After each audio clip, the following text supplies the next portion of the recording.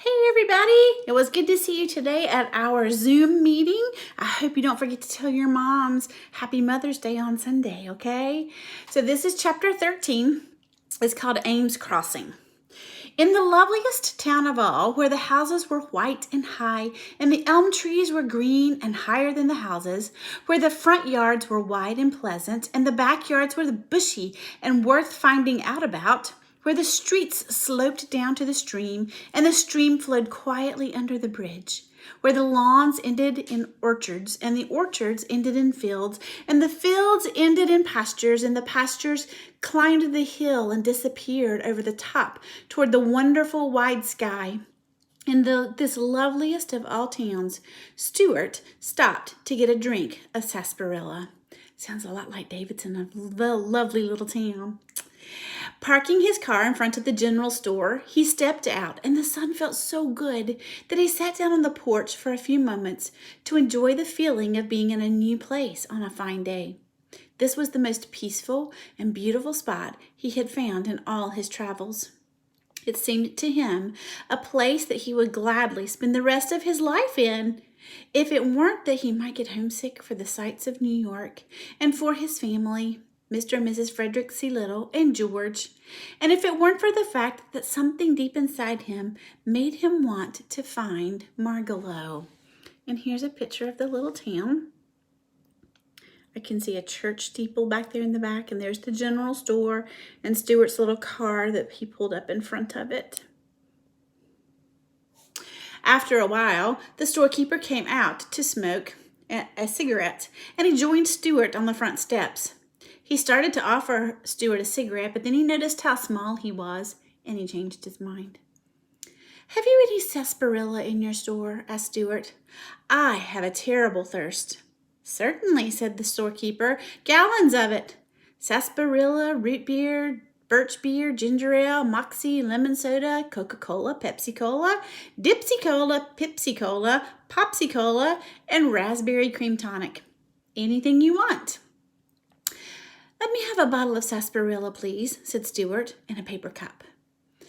The storekeeper went back into the store and returned with the drink. He opened the bottle, poured out some into the cup, and set the cup down on the step below Stuart, who whipped off his cap, laid down on his stomach, and dipped some of the cool, refreshing drink into using the cap as a dipper. Okay, here you can see Stuart drinking sarsaparilla. I'm not sure what sarsaparilla is. I'll have to find out. "That's very refreshing," remarked Stuart. "There's nothing like a long, cool drink in the heat of the day when you're traveling." "Are you going far?" asked the storekeeper. "Perhaps very far," replied Stuart. "I'm looking for a bird named Margalo. You haven't sighted her, have you?" "Can't say that I have," said the storekeeper. "What does she look like?" "Perfectly beautiful," replied Stuart, wiping the sarsaparilla off his lips with the corner of his sleeve. "She's a remarkable bird. Anyone would notice her. She comes from a place where there are thistles." The storekeeper looked very closely at Stuart. "How tall are you?" he asked. "You mean in my stocking feet?" asked Stuart. "Yes." "I'm 2 inches nothing and a quarter," answered Stuart, "and I haven't been measured recently. However, I may have shot up a little bit." "You know," said the storekeeper thoughtfully, "there's someone in this town that you really ought to meet." "Who's that?" asked Stuart, yawning. "Harriet Ames," said the storekeeper. "She's just your size. Maybe a trifle shorter, if anything."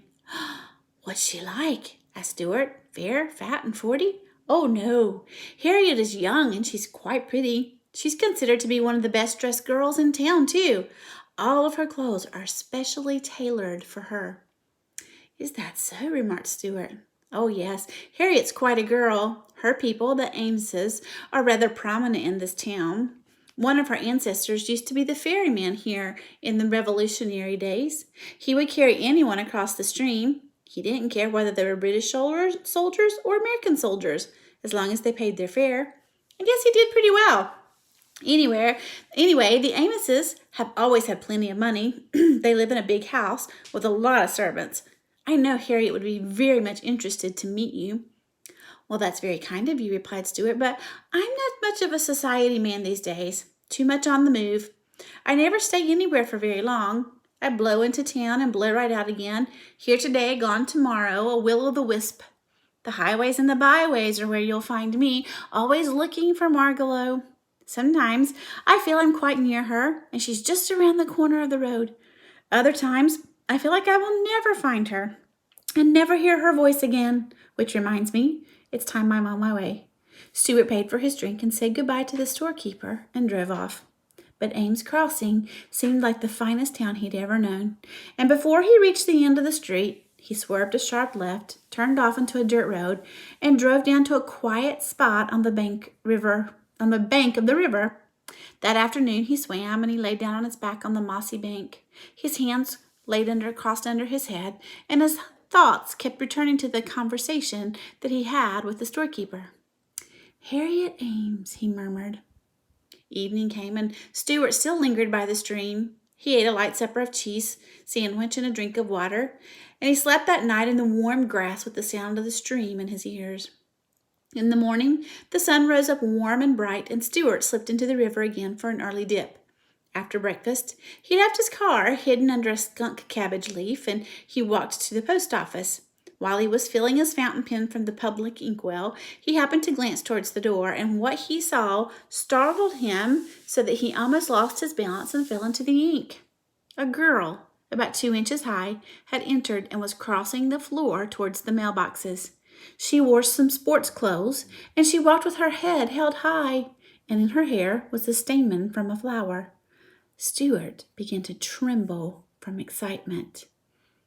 Okay, so here's the picture of Stuart by the river, and you can see his car that he hid right here under the skunk leaf.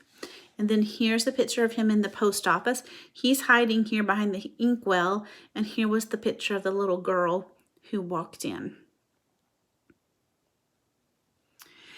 "That must be the Ames girl," he said to himself, and he kept out of sight behind the inkwell as he watched her open her mailbox, which was about 1/4 of an inch high, and pull out her letters. The storekeeper had told the truth. Harriet really was pretty, and of course she was the only girl Stuart had ever encountered who wasn't miles and miles taller than he was. Stuart figured out if the two of them were to ever walk along together, her head would come a little bit higher than his shoulder. The idea filled him with interest. He wanted to slide down to the floor and speak to her, but he didn't dare. All of his boldness had left him, and he stayed hidden behind the inkwell until Harriet had gone. When he was sure she was out of sight, he stole out of the post office and slunk down the street to the store, half hoping he would meet the beautiful little girl, half fearing that he would. "Have you any engraved stationery?" he asked the storekeeper. "I'm behind on my correspondence." The storekeeper helped Stuart up onto the counter and found some letter paper for him, small paper that was marked with the initial L. Stuart whipped out his fountain pen and sat down against a 5-cent candy bar and began a letter to Harriet. "My dear Miss Ames," he wrote, "I'm a young person of modest proportions. By birth, I'm a New Yorker, but at the moment I'm traveling on business of a confidential nature. My travels have brought me to your village. Yesterday, the keeper of your local store, who has an honest face and an open manner, gave me a most favorable report of your character and your appearance." At this point in the letter, Stuart's pen ran dry from the long words, and Stuart had to get the storekeeper to lower him head first into the bottle of ink so he could refill his pen. Then he went back to his letter writing. And there he is writing her a letter, leaning against a candy bar. "Please forgive me, Miss Ames," continued Stuart, "for presuming to strike up an acquaintance on such a slender excuse as our physical similarity. But of course, the fact is, as you yourself must know, there are very few people who are only 2 inches in height. I say 2 inches. Actually, I'm somewhat taller than that. My only drawback is that I look something like a mouse. I'm nicely proportioned, however. I'm also muscular beyond my years. Let me be perfectly blunt. My purpose in writing this brief note is to suggest that we meet. I realize that your parents may object to the suddenness and directness of my proposal, as well as to my somewhat mouse-like appearance, so I think probably it might be a good idea if you didn't mention the latter to them. What they don't know won't hurt them. However, you probably understand more about dealing with your father and mother than I do, so I won't attempt to instruct you, but I'll leave everything to your good judgment. Being an outdoors person, I'm camped by the river in an attractive spot at the foot of Tracy's Lane. Would you care to go for a paddle with me in my canoe? How about tomorrow afternoon towards sundown, when the petty annoyances of the day are behind us and the river seems to flow more quietly in the long shadows of the willows? These tranquil spring evenings are designed by special architects for the enjoyments of boatmen. I love the water, dear Miss Ames, and my canoe is like an old and trusted friend. Okay, and there's a picture of him going down into the ink to refill his pen. Stuart forgot in the excitement of writing Harriet that he didn't actually own a canoe. If you wish to accept my invitation, I'll be at the river tomorrow about 5 o'clock. I shall await your arrival with all the eagerness I can muster. And now I must close this letter and catch up with my affairs. Yours very truly, Stuart Little. After Stuart had sealed his letter in an envelope, he turned to the storekeeper. Where could I get hold of a canoe? He asked. Right here, replied the storekeeper, and he walked over to his souvenir counter and he took down a little birch bark canoe with the words Summer Memories stamped onto the side. Stuart examined it closely. Does she leak? Asked Stuart. It's a nice canoe, replied the storekeeper, bending it gently back into the shape with his fingers. It'll cost you 75 cents plus a penny tax. Stuart took out his money and paid the man. Then he looked inside the canoe and noticed that there were no paddles. What about the paddles? He asked, making his voice sound businesslike. The storekeeper hunted around, but he couldn't seem to find the paddles, so he went over to an ice cream counter, and he came back with 2 little cardboard spoons, the kind that you use when you eat ice cream on picnics. These will work out all right as paddles, he said. Stuart took the spoons, but he was disgusted with the looks of them. Well, they might work out all right, said Stuart, but I would hate to meet an American Indian while I had one of these things in my hand. The storekeeper carried the canoe and the paddles out the front of the store and set them down in the street. He wondered what this tiny boatman would do next, but Stuart never hesitated. Taking a piece of thread from his pocket, he lashed at the paddles to the thwarts, swung the canoe lightly up on his head, and walked off as calmly as though he were a Canadian guide. He was very proud of his ability with boats, and Stuart liked to show off.